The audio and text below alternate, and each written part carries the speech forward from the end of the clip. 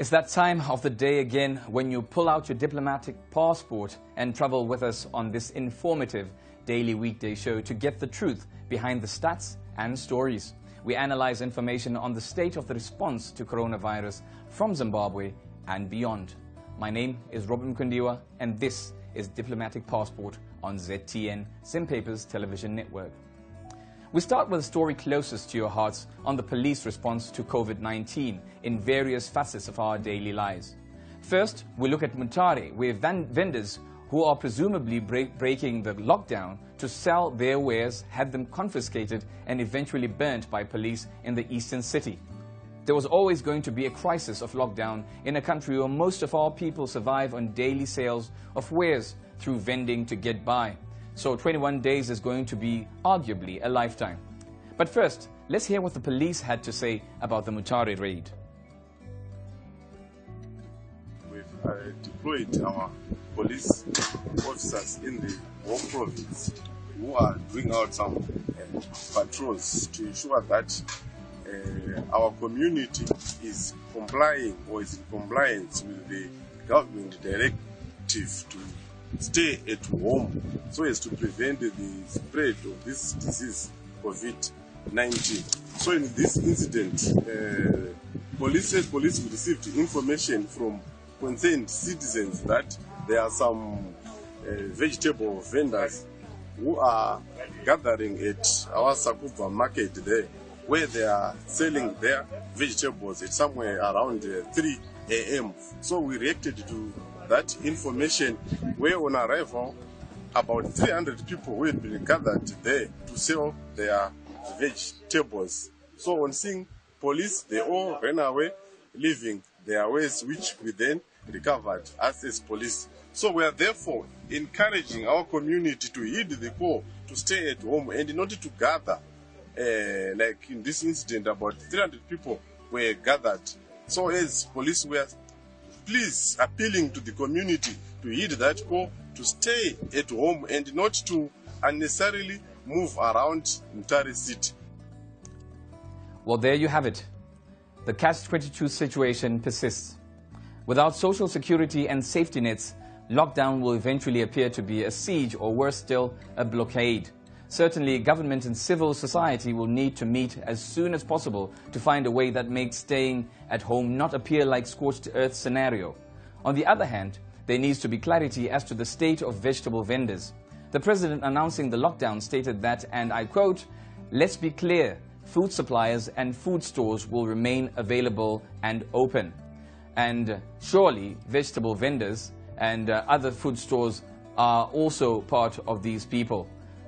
Also, the president said medical supplies will remain open and available. So we would like to think that vegetable vendors and suppliers fall under this category. And surely, if they fall under this category, and if they don't come, we must know that there should be another enforcement regime that does not involve destroying people's fruit and vegetables. I'm certainly sure that when people are told to shut down, they would prefer to give other people in their neighborhoods for free rather than burn that food, because in all honesty, we do not have and cannot afford to burn food. There certainly are old people's homes in Mutare or orphanages that could have been in dire need of food.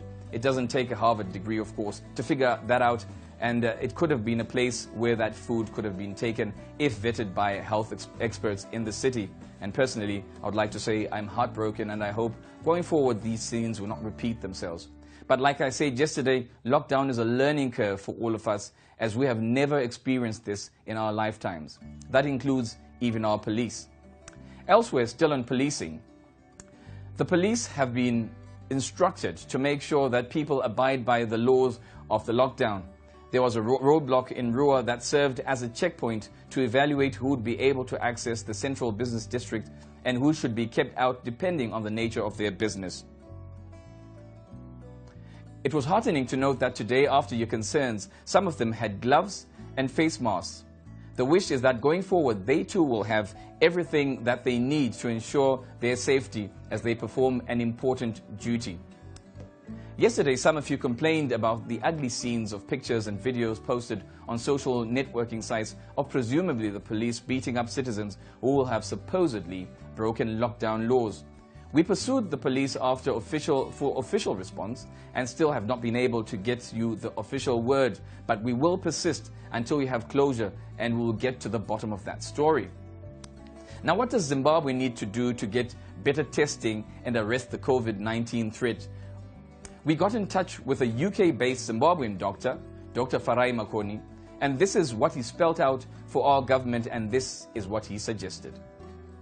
The government of the implementation of the lockdown, which has been seen to be a useful weapon, as it were, when it comes to fighting pandemics of this nature. It then falls upon the government again to then see to it that it is enforced in a manner that respects human rights. There is evidence clearly to show that implementation of things like the lockdown helps with the human-to-human transmission, which is quite reduced or limited when we have social distancing that is brought about by lockdowns. We'd also want to commend the government for the consideration of the vulnerable groups in terms of the cash transfers that they are going to be receiving. If directed for the right uses, that money is going to go a long way in terms of helping the situation for the vulnerable groups. Again, thanking the government for the 2% tax redirection towards the healthcare facilities, and in the hope that if used appropriately, this should see changes in the healthcare. However, having said that, in terms of testing, I think we still have a long way to go, where we would need to have more tests. If you look at the tests that have been done to date, having 9 confirmed cases and 200 to 300, I think 200 to 300 people having been tested. Well, advice to our government there and an assessment there from Dr. Makoni. Still on testing, in case you missed our best of the week, I got tested for COVID-19 this week, and this is what went down. I went on the 15th of March.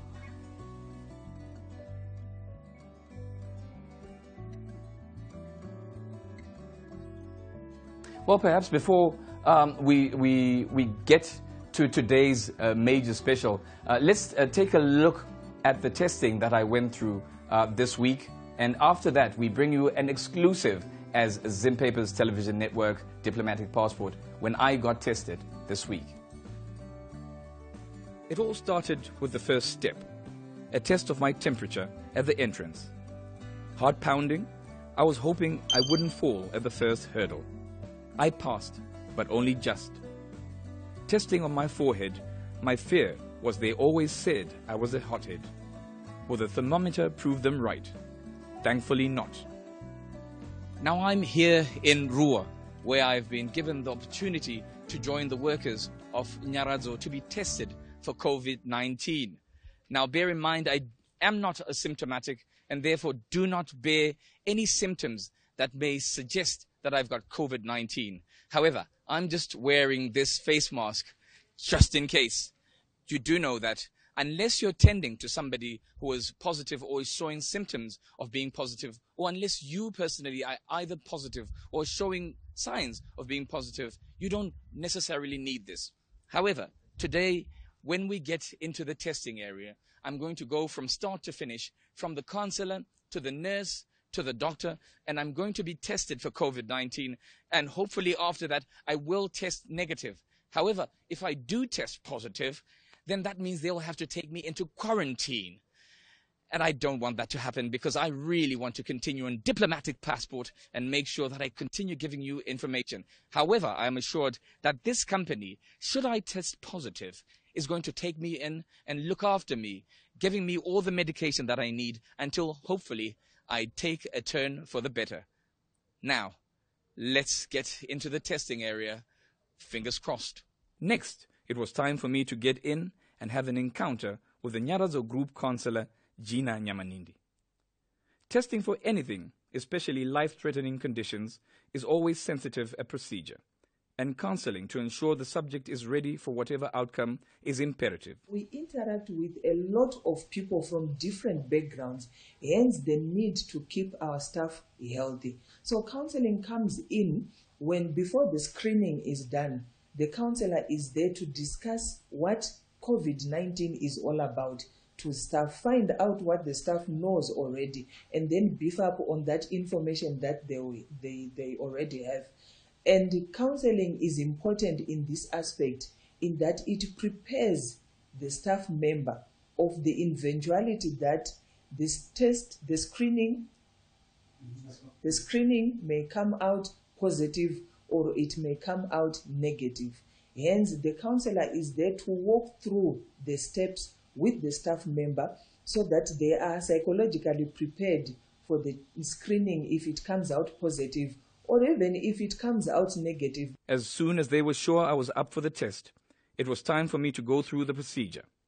The company doctor, Taurai Chipamaunga, was waiting for me, but first, a word from the nurse, Nurse Florence. As Nyaradzo Group, we are happy to be part of the awareness campaign that has been rolled out by the government as well as our company.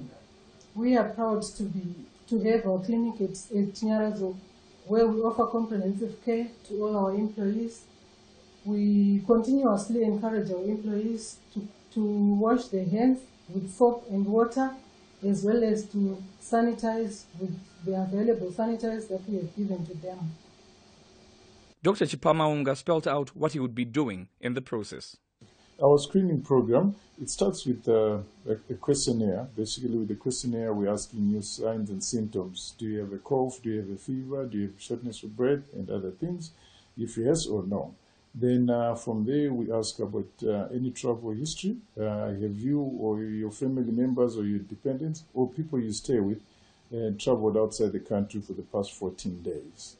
And we also then ask that is any of your family members, dependents, or people you stay with have tested positive for COVID-19 or are being investigated for COVID-19. So that is the questionnaire that you start off with.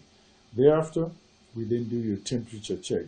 We check your temperature using non-contact thermometer.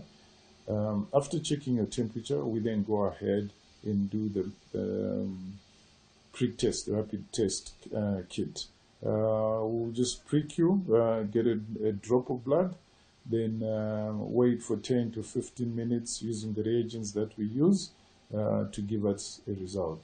After getting the result, we call back the employee, we discuss the results with them, we counsel them, and we teach them also to continue with good hygiene. After a grueling and long wait, as my life and all the fist bumps, handshakes, and passionate hugs I've ever given flashed before my very face, it was time for me to make that walk towards the moment of truth. Heart beating fast, Nurse Florence had good news. Robert Mukondiwa is officially COVID-19 all clear. Following that process, I had to make post-testing counseling and was officially test subject number 1 in the Nyaradzo coronavirus testing regime. Well, that was our best of the week, and as you have been told, Robert Mukondiwa is as clean as a whistle. But why is testing important? And we had to rehash this importantly because of what Dr. Makoni had said about testing and the importance of testing. But somebody found out that testing is important when eventually they were picked as one of the 9 cases of COVID-19 in Zimbabwe. And had that person not tested, we would have been talking of a tragic story because he's now in self-quarantine with his family. So now, in a Zim Papers television network exclusive, earlier on today, we caught up with the one of those 9 people in Zimbabwe who tested positive for COVID-19. In an extremely controlled interview, because a lot of you have been asking, how safe are we when we're conducting these interviews? Well, I'd like to tell you that it was a very extremely controlled interview this afternoon. We spoke to him regarding his experiences as a COVID-19 patient. This is the first time ever on television that you'll be seeing a Zimbabwean who's tested positive for COVID-19 speaking of their experiences. Saul Sakujga is a businessman in the IT realm and frequently travels on business to Dubai for replenishment of his orders for his IT and mobile phone business. He joined us from his home quarantine in Rua, Zimbabwe. It's a story of hope and the enduring spirit and strength of the human soul. It will leave you inspired. This is his story. On the 15th of March, and I came back on the 18th of March. I started feeling not well on the 20th. Then I started vomiting and feeling dizzy, and my back was aching. Then that's when I thought of going to Wilkins for medical checkups. But before that, on Saturday, I went to a private doctor, and my private doctor told me, he gave me some medications, and I came back. I took those medications. On Monday morning, I went to Wilkins for testing. They told me that they are bringing the results that very morning, but in 5 hours' time. But it took us them 2 days to come. 2 days. So that's when I saw these guys coming to tell me that I'm positive. But I was already I was very sick that time. So the following morning, on the 24th, they took me to isolation center to Wilkins, to Mbare British Hospital. I spent 2 nights there. That's when they found that my wife and my son is also positive, because they took all the samples for the whole family. We are 9. We are 9 at the moment.